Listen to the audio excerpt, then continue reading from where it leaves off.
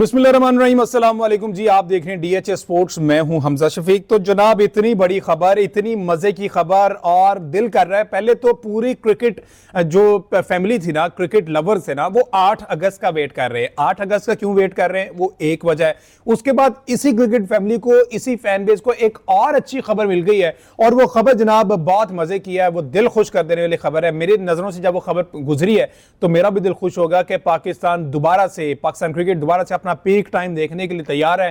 Fans जो हैं वो सुबह 4 बजे भी अब मैच होगा ना तो उठकर टीवी के सामने बैठे होंगे। ये इतनी मजे की खबर, इतनी लविंग और इतनी, मैं कहता हूं, क्रिस्पी खबर है। मैं कहता हूं मजा आ गया, मुंह में पानी आ गया। बहरहाल, आप वीडियो शुरू करने से पहले आपसे रिक्वेस्ट है, मेरे चैनल को सब्सक्राइब कीजिए। वीडियो पसंद आए तो लाइक कीजिएगा, शेयर कीजिएगा, कमेंट आपने लाजमी करना है, मुझे बताना है कि किस तरह से अपने कंटेंट को मजीद इंप्रूव कर सकता हूं। खबर ये आई है कि जनाब एक का नुकसान हो गया, एक को फायदा हो गया। नुकसान किसका है वो भी मैं आपको बताता हूं, फायदा किसका हुआ है। जिसमें वैसे जिसका नुकसान हुआ है उससे भी क्रिकेट फैंस जो है बड़े अफसुर्दा होंगे, बड़े उनका डिसहार्ट होंगे, दिल टूटा होगा।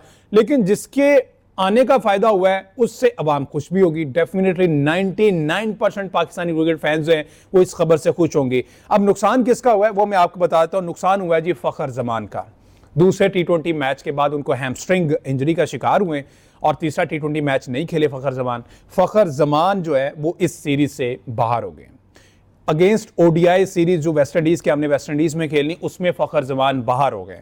उससे भी बुरी खबर यह है कि फखर जमान ना सिर्फ इस सीरीज से बाहर हुए, इसके बाद ट्राई नेशन सीरीज जो है यूएई और अफगानिस्तान और पाकिस्तान की, उस सीरीज से भी बाहर हो गए। अब इससे भी बुरी खबर मैं सुनाऊं, वो ये है कि फखर जमान एशिया कप 2025 से भी बाहर हो गए, रूल आउट हो गए। हैमस्ट्रिंग इंजरी एक पता आपको मुसलसल कंटिन्यू कर रहे थे और फखर जमान फिट नहीं थे, लेकिन इसके बावजूद रिहैब लेते थे, परफॉर्म आते थे, फिर रिहैब, फिर आते थे। लेकिन अब जो है उनको अमेरिका से वापस बुला लिया गया है। पीसीबी ने कहा कि आप हमारा एसेट है, आपकी हमें जरूरत है, अब आप एक लंबा गैप लें, रिहैब मुकम्मल करें। जब तक आप प्रॉपर 100% फिट नहीं होते आप नहीं जा सकते। फखर जमान तो जनाब ये बात दिल पे लग गई, उनके अफसोस हो रहा है और वो काफ़ी ज़्यादा अफसुर्दा भी थे। सुनने में ये आया कि वो एक जगह पे रोने भी लग गए क्योंकि उन्होंने पहले भी बड़े इंपॉर्टेंट इवेंट मिस किए हैं अपनी इसी इंजरी की वजह से, और अब भी 2025 इतना important Pakistan versus India match होना है। मतलब कि इन दोनों टीमों में से जो भी जीता वो 11 खिलाड़ी अगले 100 साल तक अपने मुल्क के हीरो होंगे। क्योंकि इसी साल जो पाक भारत जंग हुई उसके बाद टेम्परेचर इतना हाई हुआ है कि WCL में उन्होंने जनाब इंडियंस ने मैच खेलने से इनकार कर दिया कि ये हम टेम्परेचर मैनेज नहीं कर पाएंगे, अगर हम हार गए तो इंडियंस जो हैं, इंडियन क्राउड जो है वो तो हमारे घरों को जला देगा। ये वजह थी। अब पाकिस्तानी जो है वो भी मौके की तलाश में, वो चाह रहे हैं कि किसी तरीके से ये मैच हो और हम ये मैच जीते और हम जो है हीरो की तरह अपने मुल्क में आए और लोग हमें सर आंखों बिठाएं। अब इस सारी अपॉर्चुनिटी से फखर जमान जो है वो महरूम हो गए। और अब अच्छी खबर ये है कि फखर जमान की जगह बाबर आजम को स्क्वाड में लेने की तैयारी कर ली गई है। एक बेसिक सी कंडीशन रखी है, वो ये है कि अगेंस्ट वेस्ट इंडीज ये 3 ओडीआई ये बाबर परफॉर्म करें, जो कि इंशाल्लाह करेगा। बाबर के ट्रैक रिकॉर्ड अच्छे हैं, वेस्ट इंडीज में बाबर ने अच्छा खेला हुआ है। उसके बाद ट्राई नेशन सीरीज में भी अब बाबर को ट्राई करने की कोशिश करेंगे T20 फॉर्मेट में, क्योंकि बाबर T20 फॉर्मेट से बाहर है। ये 3 जो ओडीआई मैचेस हैं ये बाबर ओडीआई के लिए तो है, T20 से बाहर है। अब ये ये जो UAE series, tri nation series होने जा रही है, इसमें बाबर आजम को ट्राई किया जाएगा। एक तो ओडीआई सीरीज की परफॉर्मेंस, उसके बाद इस ट्राई नेशन सीरीज की परफॉर्मेंस।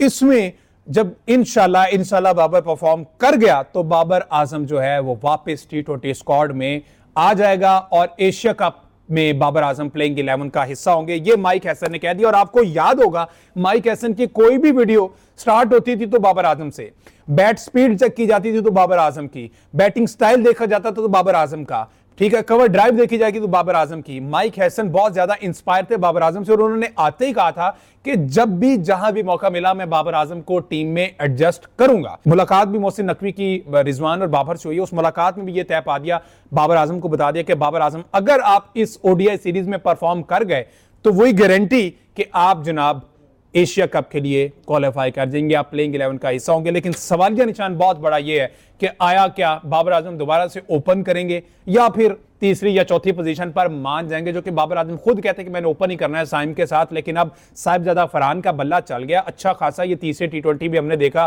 कि क्या 74 रन की उसने इनिंग्स खेली है। साइम का बल्ला भी चल रहा है, 250 स्कोर्स किए।